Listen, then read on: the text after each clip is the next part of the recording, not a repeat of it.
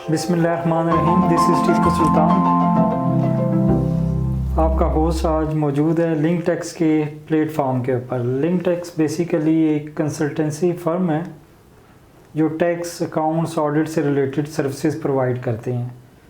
तो आज हम लिंकटेक्स के सीईओ मोहम्मद ज़मीर साहब के साथ हैं, तो उनसे थोड़ा सा जानने की कोशिश करते हैं कि इकॉनमी ऑफ पाकिस्तान क्यों इतना ज़्यादा वर्ष से वर्ष होती जा रही है। अगर हम बाकी अपने नेबर कंट्रीज़ को देखते हैं, चाइना को देखें, इंडिया को देखें, बांग्लादेश जैसे कंट्रीज़, इवन के अफ़गानिस्तान की जो इकॉनमी है day by day sky rocket की तरह जो है वो ऊपर से ऊपर जा रही है। तो वेयर एज़ के पाकिस्तान की इकॉनमी डे बाय डे आप देखते हैं कि डाउन से डाउन होती जा रही है। तो इसकी रीज़न ज़मीर साहब थोड़ा हमें बताइएगा कि क्या रीज़न हो सकती हैं आपके ख्याल में। Thank you very much Tipu साहब। आज हम इस प्लेटफॉर्म से पाकिस्तान की इकोनॉमी के ऊपर आपने जैसे बात की कि उसके ऊपर हम डिस्कशन करना चाह रहे हैं। तो जो करंट सिचुएशन है उसका क्या प्रॉब्लम्स हैं जो इकोनॉमी के अंदर जा रही हैं। तो देखें, देयर आर मैनी फैक्टर्स कि हमारी जो पाकिस्तान की इकोनॉमी है वो उसमें प्रॉब्लम्स हैं। तो मेजर फैक्टर ऑब्वियसली जो अभी करंट पॉलिटिकल सिचुएशन है उसकी वजह से ज़्यादा है, क्योंकि जब मुल्क में अनसर्टेनिटी ज़्यादा हो जाती है तो इंडिविजुअल्स, जो बिजनेसमैन, मतलब जो भी काम करने वाले हैं, उनका भी मोरल डाउन हो जाता है, जिसकी वजह से वो इंटरेस्ट लेके अपने काम में तवज्जो से काम नहीं करते, कि कोई इन्वेस्टमेंट नहीं आती, लोग इन्वेस्टमेंट नहीं करना चाहते क्योंकि अनसिक्योर फील करते हैं कि कल हमारी सिचुएशन क्या है। तो इसलिए ये जो one of the main reason जो इकोनॉमी को बूस्ट करने का है या उसके अंदर जो प्रॉब्लम्स हैं वो उसकी वजह ये है कि पॉलिटिकल सिचुएशन सेटल नहीं है। ठीक है। तो पॉलिटिकल सिचुएशन में जो अगर हम थोड़ा सा डिटेल इसमें जाएं तो मेन फैक्टर करप्शन का है, जस्टिस का है, मेरिट का है। तो जब एक इंडिविजुअल्स या आम आदमी जो मुल्क की इकोनॉमी के अंदर कंट्रीब्यूट करते हैं, वो अगर ये फील नहीं करते कि हम जो एफ़र्ट कर रहे हैं या जो मैं ज़्यादा एफ़र्ट कर रहा हूँ, मेरी ज़्यादा कंट्रीब्यूशन है, तो मुझे मेरिट चाहिए, मुझे एक जस्टिस चाहिए। जिस जो मुल्क के अदारे होते हैं, गवर्नमेंट के अदारे हैं, वो इस चीज़ को इंश्योर करते हैं कि इंडिविजुअल्स आर प्रोटेक्टेड और they will be given A merit, और जो भी अच्छा परफॉर्म करेगा वो आगे जाएगा। ऐसा रूल ऑफ लॉ जब तक हमारे मुल्क के अंदर आएगा नहीं, और ये कौन लेके आएगा? ये मुल्क की लीडरशिप लेके आएगी। और लीडरशिप से मुराद पॉलिटिकल सिचुएशन भी आ सकती है, उसके अंदर जो लोग हैं बैठे हुए, जो लॉ बनाते हैं, जो लॉ को इम्प्लीमेंट करवाते हैं, वो सारी एजेंसीज़, वो सारे लोग, वो सारे पॉलिटिकल अदारे जब तक इस चीज़ को मेक श्योर नहीं करेंगे तो इंडिविजुअल्स परफॉर्म नहीं कर पाएंगे, उनके अंदर से अनसर्टेनिटी ख़त्म नहीं होगी। जो एग्रीकल्चर हमारे देखें ना, मुख्तलिफ सेक्टर्स हैं जो हमारे मुल्क के अंदर हैं, जिसमें एग्रीकल्चर हमारा मेन है, हमारी मेन स्ट्रेंथ है, जो हमारी ज़मीन है, जहाँ से हम कोई चीज़ उगा सकते हैं, जो हमारी ज़रूरतें पूरी कर सकती है अपनी, और मुल्क के बाहर भी लोगों की ज़रूरतें पूरी कर सकती है, वो एक हमारी बहुत बड़ी स्ट्रेंथ है। अब अगर हमारा किसान अनसर्टन है तो वो इन्वेस्ट नहीं करेगा, मशीनें नहीं लेके आएगा, इंपोर्ट नहीं करेगा, या अपने अंदर जो जिद्दत पैदा नहीं करेगा अपने काम में। ठीक है, क्योंकि उसको पता है कि मुझे तो कुछ मिलना नहीं, अगर मैं कमाई करूँगा, मेहनत करूँगा, तो at the end of the day मतलब जो हमारे अदारे हैं या जहाँ पे करप्शन है, तो वो जो गड़बड़ लोग हैं वो मेरा हिस्सा वो सारा वो ले जाएंगे, तो मुझे क्या ज़रूरत है मेहनत करने की। तो हमारा इसलिए मेरिट नहीं है, लोगों को सही पैसे नहीं मिलते, किसान को सही पैसे नहीं मिलते, तो वो नीचे जाता है। इसी तरह इंडस्ट्री को देखें तो इंडस्ट्री भी हमारी ऑब्वियसली सफ़र हो रही है। जो हमारी प्रोडक्शन एग्रीकल्चर से होती है तो उसको हम रिफ़ाइन करके किसी, जैसे कॉटन इंडस्ट्री थी हमारी, तो वो बड़ी अच्छी जा रही थी, और फिर अभी आजकल हाल आप सबको पता है कि उसकी क्या हालत है। मुल्क के अंदर की चीज़ों को पूरा नहीं कर पा रहे, बाहर एक्सपोर्ट कब करेंगे? अगर एक्सपोर्ट करते हैं तो मुल्क में ज़रूरत जो है वो पूरी नहीं होती। तो इस तरीके से वो जो हम हमारा जो सेक्टर जिसमें हमारी स्ट्रेंथ है वो नहीं है, ड्यू टू पॉलिटिकल अनसर्टेनिटी, तो वो परफॉर्म नहीं करता। इसलिए इंडस्ट्री भी परफॉर्म नहीं करती, इस तरह सर्विस इंडस्ट्री भी परफॉर्म नहीं करती।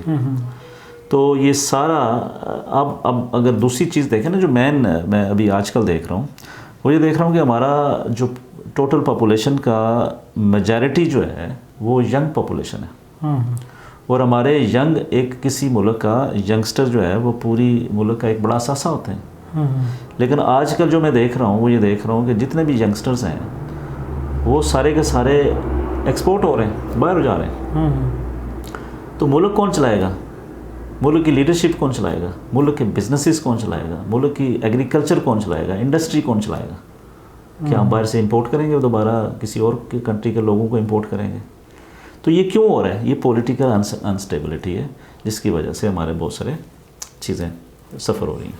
जी बहुत शुक्रिया, आपने बड़ा अच्छा एक जवाब दिया कि इकॉनमी हमारी वर्स्ट से first due to political situation जो है उस वजह से आजकल, क्योंकि लॉन्ग मार्च और बाकी चेंज रजीम का जो एक चल रहा था उस वजह से बहुत ज़्यादा अनसर्टन है।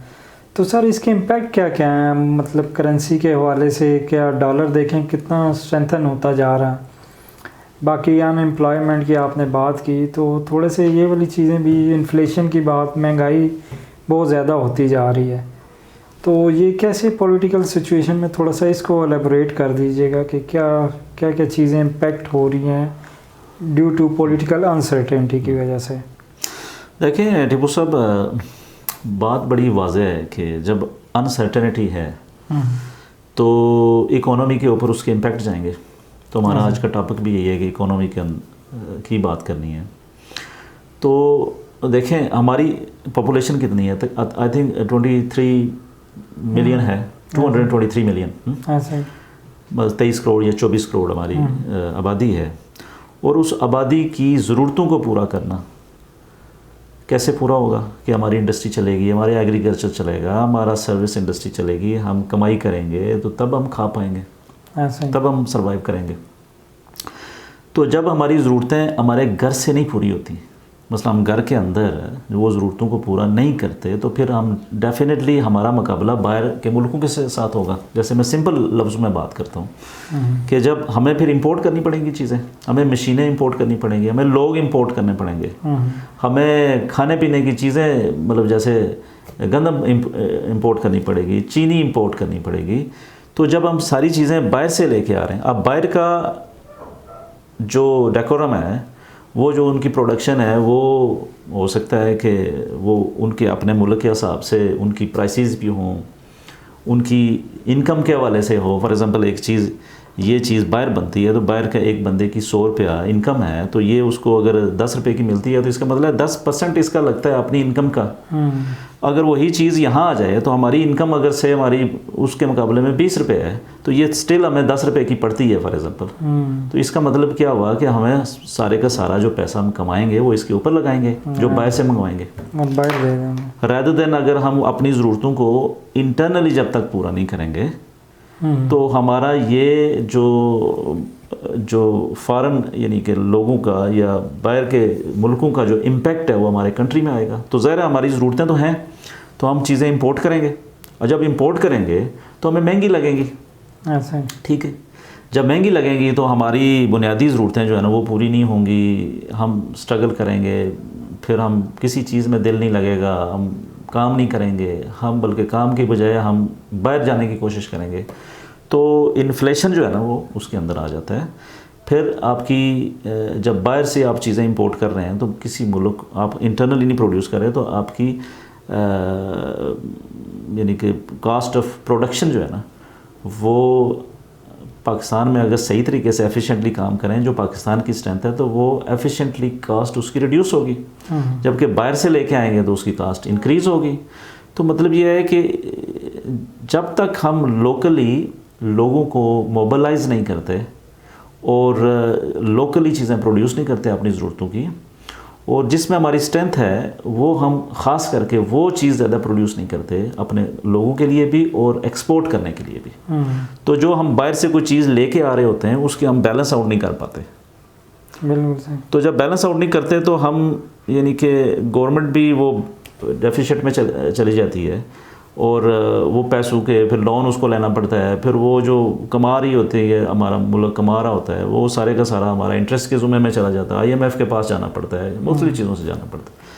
तो मतलब इन्फ्लेशन है, करप्शन फिर बढ़ जाती है, क्योंकि जब बंदा माशरे के अंदर तफरीक आ जाती है कि अप एंड डाउन आ जाते हैं, कोई बंदा अमीर है कोई गरीब है, तो करप्शन ज़्यादा बढ़ जाती है। जो नीचे वाला बंदा है वो करप्शन करके ऊपर जाना चाहता है, जो ऊपर वाला है और ऊपर जाना चाहता है, डिफरेंसेस क्रिएट करना चाहता है, क्योंकि उसके अंदर उसको मज़ा आना शुरू हो जाता है, बजाय इसके कि वो किसी अपने मकसद के खातर किसी चीज़ के साथ लॉयल हो के आगे बढ़े, वो उसके साथ जाता है।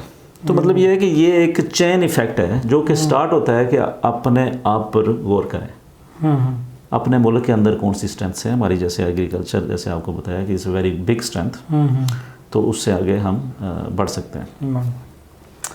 बहुत शुक्रिया सर, आपने काफ़ी अच्छा एक्सप्लेन किया कि कैसे हम जो इम्पेक्ट आ रहे हैं बेसिकली पॉलिटिकल अनस्टेबिलिटी की वजह से, आपकी इन्फ्लेशन है और बाकी आपकी करेंसी क्यों डीवैल्यू हो रही है बहुत ज़्यादा, तो क्योंकि हमारी इंपोर्ट्स बहुत ज़्यादा बढ़ती जा रही हैं, क्योंकि हम काम ही नहीं कर रहे अपने स्ट्रेंथ के ऊपर। जैसे कि आपने कहा agriculture is the main core area of Pakistan, तो उसको बिल्कुल इग्नोर किया जा रहा है। उनके निस्बत रियल स्टेट यानी कि सोसाइटीज़ बनाई जा रही हैं, हमारे एग्रीकल्चर को बिल्कुल वाइट वॉश किया जा रहा है और बाकी इंडस्ट्री भी नहीं डेवलप हो रही कोई ऐसा। तो ये तो हमने सर प्रॉब्लम्स की बात की और उसके इम्पेक्ट की बात की। अब ये तो सारी चीज़ें हमारे सामने हैं और एक लेमैन को आप अगर या अपने जो लीडरशिप है उसको थोड़ा सा कोई अगर इसके बारे में, इस प्रॉब्लम को सॉल्व करने के लिए कोई सॉल्यूशन, कोई रेमेडी देना चाहें, तो वो क्या आप सजेस्ट करेंगे कि वो कौन कौन सी चीज़ें हम करके तो इस मतलब वर्स्ट सिचुएशन से निकल के कुछ गुड और बेटर सिचुएशन में जा सकते हैं? Thank you very much. जैसे हमने बहुत सारी डिस्कशन की, प्रॉब्लम्स को भी देखा, इम्पैक्ट के भी देखा कि इकोनॉमी के ऊपर ये जो पॉलिटिकल इंस्टेबिलिटी है उसके क्या इम्पैक्ट आ रहे हैं। तो सॉल्यूशन ये है कि सबसे यानी कि ज़ाहिर है कि पॉलिटिकल स्टेबिलिटी आएगी तो मुल्क चलेगा, उसकी इकोनॉमी बेहतर होगी। तो उसमें अच्छी लीडरशिप लेके आएँ, अच्छा कम्पिटिटिव इन्वायरमेंट हो, बजाय इसके कि जो हमारा कंपटीशन है आजकल के कौन ज़्यादा करप्शन करता है, तो बजाय इसके कि कौन ज़्यादा परफॉर्म करता है, मुल्क को ज़्यादा अच्छे तरीके से कौन लेके जाता है, और एज़ कम्पेयर टू अदर मुल्क हमारी क्या सिचुएशन है, इंडिया कहाँ जा रहा है, बांग्लादेश कहाँ पहुँच गया है।